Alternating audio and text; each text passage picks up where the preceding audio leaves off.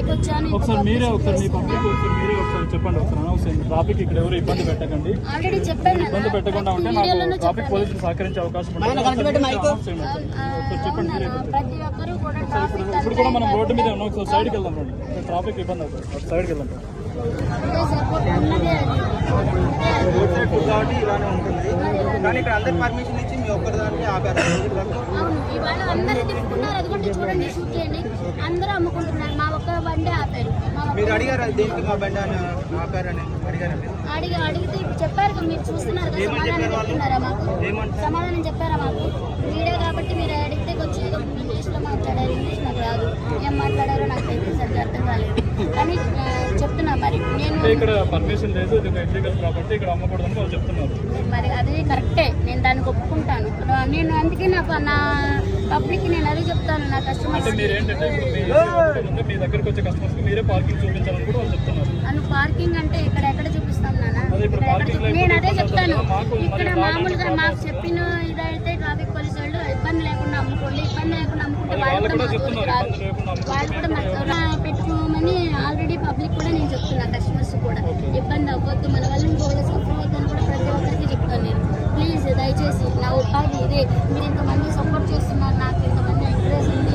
కానీ అదే ఇదిగా నాకు పబ్లిక్ ఇష్యూ కాకుండా కూడా లాండర్ ఆర్డర్ ఏదో దాని ఇష్యూ కాకుండా కూడా దయచేసి మీరు ప్లీజ్ కోఆపరేట్ చేయండి నాకు, ప్లీజ్. అదే మీరు నాకు చేసే పెద్ద స్థాయి. కోర్టులో స్టే ఇచ్చారు కాబట్టి మేము దాన్ని రిమూవ్ చేయలేకపోతున్నాం. వన్స్ కోర్టు నుంచి ఆర్డర్ వస్తే కోర్టు రిమూవ్ చేస్తాం. They are not paying any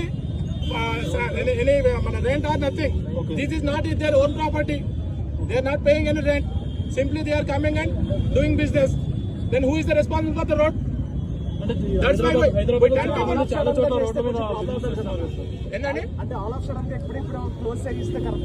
sudden గా కాదండి, since long time we are saying this one.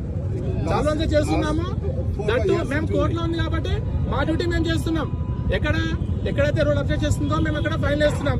చూడండి, ఇదంతా పార్కింగ్, ఇదంతా రోడ్ వే. ఒక 100 మంది వస్తే థౌసండ్స్ ఆఫ్ మెంబర్స్ సఫర్ అవుతున్నారు ట్రాఫిక్ కి. ఇక్కడ జామ్ అవుతుందండి, ఇదంతా కేబిట్ మొత్తం జామ్ అవుతుంది. Because of this 100 people, thousands of people are suffering. Okay, that's why we are doing that one. This is not our personal issue. అందరూ చేసుకున్నారు కదా సార్, బిజినెస్ అందరూ చేసుకున్నారు. ఎక్కడైతే డిస్టర్బెన్స్ లేదో అక్కడ మాత్రమే మేము ఎంటర్ అవుతాము, కానీ స్ట్రిక్ట్ గా ఫాలో అవుతాం. సపోజ్ ఒక చిన్న ఒక బడ్డీ పెట్టుకున్నాడు, ఏ ట్రాఫిక్ లేదు, ఎలాంటి ఇబ్బంది లేదు, అప్పుడు మేము కొంచెం కొద్దిగా హ్యూమానిటీ ఇస్తాం. అంతే, అది కూడా లీగల్ కాదు.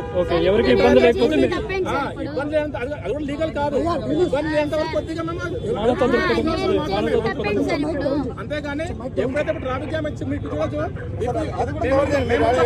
లేకపోతే ఎంత కేబుల్ జామ్ అయిపోతుంది. అందుకని మేము ఇప్పుడు ఆల్మోస్ట్ 10 people ఇక్కడ వచ్చాం. సో మా కాన్స్టిట్యూషన్ మొత్తము ట్రాఫిక్ జామ్ మీద తప్పితే వాళ్ళ పర్సనల్ మీద డిపెండ్ చేయాలి కాదు.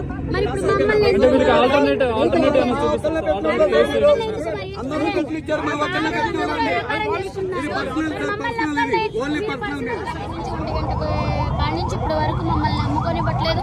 అందరూ బిజినెస్ చేసుకుంటున్నారు, మమ్మల్ని ఎందుకు చేసుకునివ్వట్లేదు? మరి పోలీసు వాళ్ళు మరి మమ్మల్ని ఎందుకు అంటే పోలీసు వాళ్ళు ఈ రోజు మిమ్మల్ని ఇబ్బంది పెట్టారు? ఇంతకు ముందు కూడా పెట్రోలింగ్ సేమ్ ఉండేది ఇక్కడ? లేదు, ఎప్పుడు లేదు. ఈ రోజు మీకు ఎప్పుడైతే క్రౌడ్ ఇక్కడ ఎక్కువ వస్తున్నారో ఈ రోజు మీకు అంటే అంత గతంలో కూడా ఇట్లా జరిగినాయి, కాక ఇట్లా ట్రాఫిక్ ఇది వల్ల. కానీ ఇట్లా చేస్తే మళ్ళీ అమ్ముకొని ఇచ్చారు. మళ్ళీ ఏమైందో మరి ఏమో అర్థం కావట్లేదు.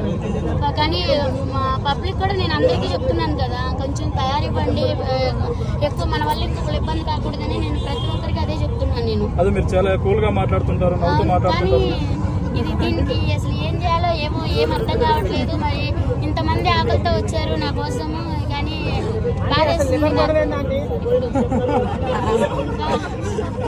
వ్యాన్ ఎక్కడ ఉంది? అసలు వ్యాన్ ఎందుకు ఆపనివ్వట్లేదు? వ్యాన్ ఎందుకు అసలు వచ్చింది నాన్న? ఇప్పుడు వచ్చి కూడా 12:40కి వచ్చింది. 12:40 కాడ నుంచి ఇప్పుడు 2 అవుతుంది. ఇప్పుడు వరకు దింపనివ్వట్లేదు, అమ్మనివ్వట్లేదు, అసలు వ్యానే ఆగనివ్వట్లేదు. మరి దింపే వాళ్ళందరూ దింపుకున్నారు, అమ్మే వాళ్ళందరూ అమ్ముకున్నారు. మమ్మల్ని ఎందుకు ఇలా చేస్తున్నారు నాకు వాళ్ళు అర్థం కావట్లేదు. పోలీసులు వచ్చి మీతో ఏమైనా మాట్లాడడం జరిగిందా? ఏమైనా నోటీసులు ఇచ్చారా? ఏంటి? ఏమి ఇవ్వలేదు, ఏమి చేయలేదు. జస్ట్ ఊరికే ఇక్కడ పెట్టొద్దండి అని చెప్తున్నారు. అంటే వ్యాన్ ఆపడానికి వీల్లేదు, దింపడానికి వీల్లేదు అని చెప్తున్నారు. మరి వ్యాన్ ఆపుకోకపోతే మా సామాగ్రి ఎలా దించుకోవాలి ఏంటి అనేది మీరు అది అడగలేదా? ఇప్పుడు నేను అడిగాను, సరే గమ్మని దింపుకోమన్నారు, మళ్ళీ ఇంతలో ఏమైపోయిందో మరి వ్యాన్ వేసుకెళ్ళిపోయారు. దింపుకోమన్నారని నేను అట్లా లోపలికి వెళ్ళాను, 2 సామాన్ దింపాము, మళ్ళీ వ్యాన్ వేసుకెళ్ళిపోయారు. పోలీసులు తీసుకెళ్లారా? ఎవరు తీసుకెళ్ళారు? పోలీసులే, ట్రాఫిక్ పోలీసు. మీ వ్యాన్ పోలీసులు తీసుకెళ్లారు. అదే ఇప్పుడు అక్కడ పెట్టారంట మూల మీద. ఎక్కడుందో పదండి వెళ్ళి వాళ్ళని అడుగుతాం. ఓకే రండి. చెప్పు. వస్తున్నాను.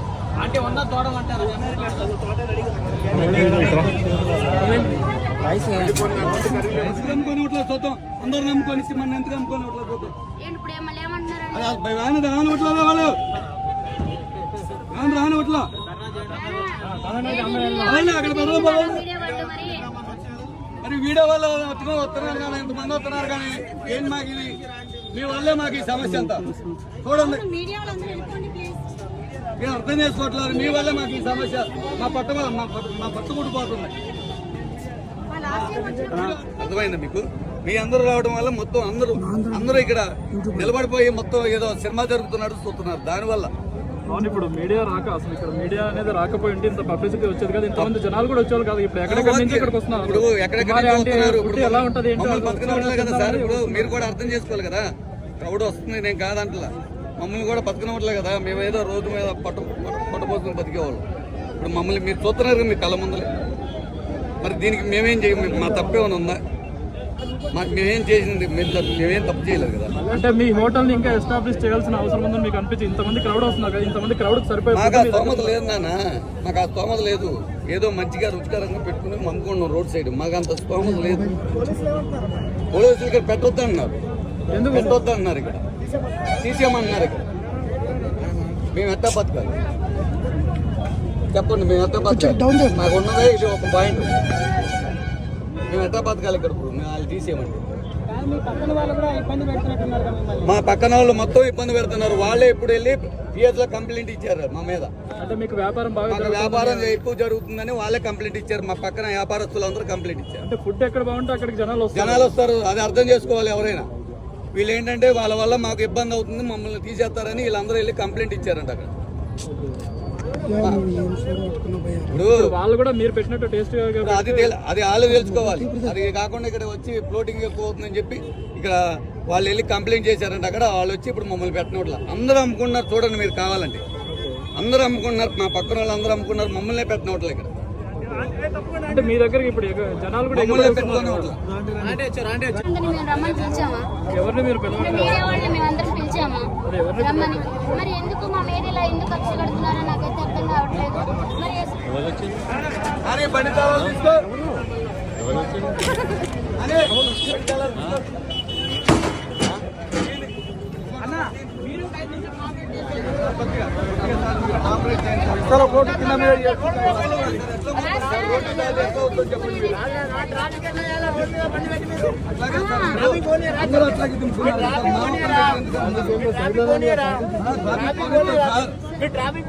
ట్రాఫిక్ గురించి కాదు సార్, ముందు